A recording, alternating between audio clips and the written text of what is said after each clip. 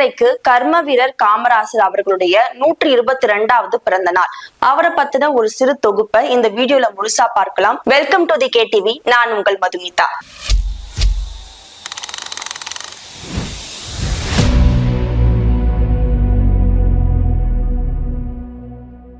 இன்றைக்கு தமிழ்நாட்டுல கல்வியிலிருந்து தொழில்நுட்ப வளர்ச்சி வரைக்கும் எல்லாத்துக்கும் விதை போட்டு சென்றவர் தான் காமராசர் அவர்கள். விருதுநகர்ல சாதாரண ஒரு குடும்பத்துல பிறந்து தமிழ்நாட்டுக்கு ஒரு பொற்கால ஆட்சியை தந்தவர். அவருக்கு சின்ன வயசுல இருந்தே ஒரு போராடுற குணம் இருக்கு.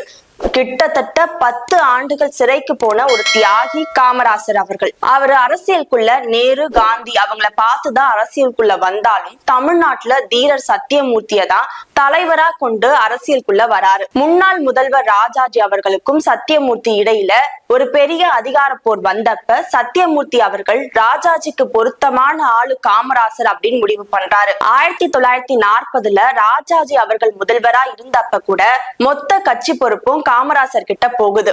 ராஜாஜி அவர்கள் கொண்டு வந்த குலக்கல்வி திட்டம் தமிழ்நாட்டுல ஒரு மிகப்பெரிய எதிர்ப்பு திட்டமா மாறுது.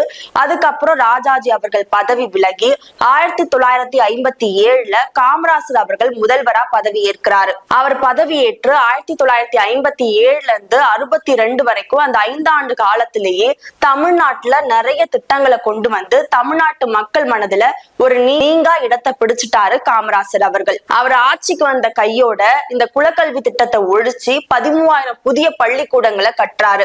அந்த பள்ளிக்கூடங்களால பல லட்சம் மாணவர்களுக்கு கல்வி கண்ணை திறந்து வச்சாரு காமராசர் அவர்கள். ஒரு முறை காமராசர் அவர்கள் கார்ல போயிட்டு இருக்கிறப்ப ஒரு சின்ன பையன் ஆடு மேய்க்கிறத பார்த்து அந்த பையனை கூப்பிட்டு விசாரிக்கிறாரு.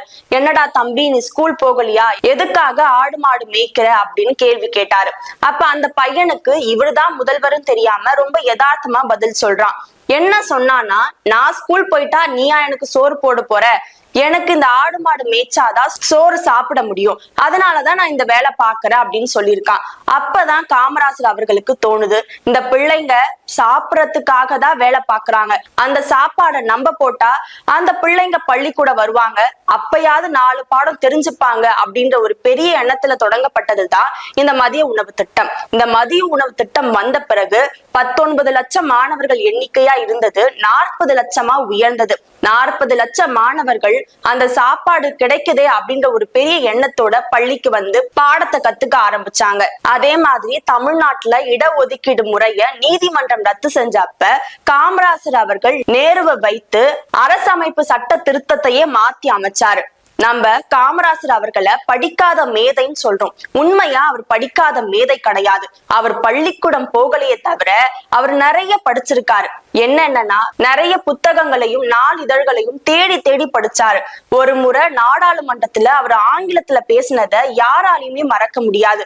படிக்கலன்னு சொல்லிட்டு இருந்த அந்த மனுஷன் ஆங்கிலத்துல பேசி எல்லாரையுமே ஆச்சரியப்படுத்த வச்சாரு. இப்படி பல திறமைகளை அவர் தனக்குள்ள வச்சிருந்தாரு காமராசர் அவர்கள். தனக்கு ஆங்கிலம் தெரிஞ்சும் கூட அகில இந்திய காங்கிரஸ் தலைவரா இருந்தப்ப தமிழ்ல தான் மாநாடு நடத்துவாரு. அதே மாதிரி தமிழ்ல தான் கையெழுத்து போடுவாரு.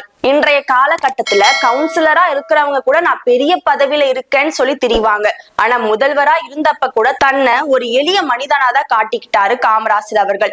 காமராசருடைய நண்பர் ஒரு முறை வந்து காமராசரை தன்னோட மகள் திருமணத்துக்கு கூப்பிடுறாரு. அப்ப காமராசர், உன் மகளோட திருமணத்துக்கு வர்றதுதான் என்னுடைய வேலையா? எனக்கு நிறைய வேலை இருக்கு போன்னு சொல்லி ரொம்ப கடுமையா பேசி அனுப்பிடுறாரு. இதனால ரொம்பவே மனசுடைஞ்சு போறாரு அவருடைய நண்பரும். ஏன்னா அவர் எல்லார்கிட்டயும் சொல்லியிருப்பாரு, காமராசர் என்னுடைய நண்பர், அவரு என் மகளோட திருமணத்துக்கு வருவாரு அப்படின்னு சொல்லியிருந்தாரு. ஆனா காமராசர் வரமாட்டேன்னு சொன்னது அவரை ரொம்பவே காயப்படுத்தி இருந்தது. அப்படி இருந்தோ கல்யாணம் நடக்குது. அந்த சமயத்துல திடீர்னு காமராசருடைய கார் வருது. அங்க இருக்க எல்லாருக்குமே ஒரு பெரிய ஆச்சரியம். என்னடா முதல்வர் கார் வருதே அப்படின்னு பாக்குறாங்க. முதல்வரும் கையில பரிசோட வந்து அவருடைய மகளை வாழ்த்திட்டு அவருடைய நண்பர் கிட்ட சொல்றாரு, நீ என்ன கூப்பிட்டப்ப நான் வரமாட்டேன்னு சொன்னேன். எதுக்காக அப்படி சொன்னா, நீயே நிறைய கடன் வாங்கி இந்த கல்யாணத்தை நடத்துற, நான் வரேன்னு சொல்லிட்டா இன்னும் பேனர் வைக்கிறதுல இருந்து ஆடம்பரமா கல்யாணத்தை பண்ணுவ, கடன் வாங்கி தான் பண்ணுவ, அதெல்லாம் எதுக்கு பண்ற?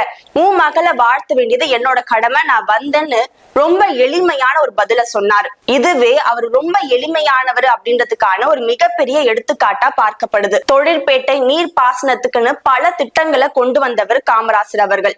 அதுலயும் முக்கியமான திட்டங்கள் என்னன்னா, பெரியாறு நீர் நீர்மின் திட்டம், மணிமுத்தாறு அணை, பரம்பிக்குளம் ஆழியாறு திட்டம், கீழ்பவானி சிதம்பரம் கெட்டாரி திட்டம், வால்பாறை நீர்த்தேக்கம், வைகை அணை போன்ற பல திட்டங்களை கொண்டு வந்து நீர்ப்பாசனத்துக்கு ஒரு புதிய விதையை போட்டவர் காமராசர் அவர்கள்.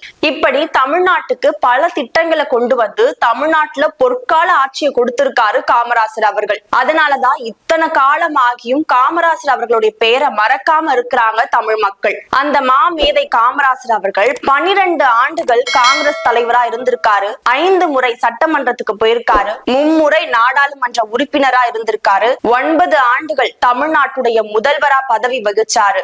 2 பிரதமர்களை உருவாக்குனாரு. அது மட்டுமில்ல, பிரதமர் பதவி காமராசர் அவர்களை தேடி வந்தப்ப கூட எனக்கு பிரதமரா இருக்க விருப்பம் இல்லைன்னு அந்த பதவியை உதறி தள்ளின ஒரு பெரிய தலைவர் காமராசர் அவர்கள். இப்படி பல பதவியை வகிச்சா கூட தன்னோட அம்மாவையும் எளிமையான முறையில தான் வாழ வச்சாரு. அந்த மனிதன் இறந்தப்ப அவருக்குன்னு மிஞ்சினது வெறும் 60 ரூபாயும் 10 கதர் ஆடை சட்டைகளும் தான். இதுதான் அவருக்குன்னு அவரு சேர்த்து வச்சது. காமராசரை பத்தி தமிழருவி மணியன் சொன்ன அந்த வார்த்தை அவருக்காகவே எழுதின ஒரு வார்த்தையா தான் பார்க்கப்பட்டது. என்னன்னா, காமராசர் கண் மூடினார். அவர் பயன்படுத்திய வாகனத்தை அதன் கட்சி எடுத்துக்கொண்டது. காமராசர் கண் மூடினார். அவர் பயன்படுத்திய காரை அதன் கட்சி எடுத்துக்கொண்டது. அவர் வாழ்ந்த வீட்டை அதன் உரிமையாளர் எடுத்துக்கொண்டனர். அவருடைய உடலை நெருப்பு எடுத்துக்கொண்டது. அவருடைய பெயரை வரலாறு எடுத்துக்கொண்டது. ஆம், காமராசர் அவர்கள் இத்தனை ஆண்டு காலம் அவருக்குன்னு சேர்த்து வச்சது வெறும் அந்த 60 ரூபாய் தான். ஆனா இந்த தமிழ்நாட்டுக்கு விட்டு போன அவருடைய பெயரும் அவர் ஆட்சி செஞ்ச முறையும் தான் இன்றைய அரசியல்வாதிகளுக்கு எடுத்துக்காட்டா எடுத்துக்கொள்கிற ஒரு விஷயமா பார்க்கப்படுது. அதனாலதான் அவர் மறைந்தும் இப்பவும் பேசப்படுற ஒரே தலைவரா பார்க்கப்படுறாரு. இப்படி வாழ்க்கை முழுக்க ரொம்ப எளிமையா வாழ்ந்து மறைந்த அந்த தலைவரை ஒவ்வொரு நாளும் நாம நினைவு வைத்துக் கொள்ள வேண்டிய ஒரு கடமை நம்ம எல்லாருக்கும் இருக்கு. கேடில் விழுச்செல்வம் கல்வி ஒருவருக்கு மாடல்ல மற்றவை என்ற வள்ளுவருடைய வாக்க தன்னோட ஆட்சி காலத்துல நிரூபிச்சு அழிவில்லாத கல்வி செல்வத்தை கொடுத்து சென்ற அந்த காமராசர் அவர்களை நம்ம தமிழ்நாடும் வரலாறும் என்றைக்கும் மறக்க மாட்டார்கள். நன்றி.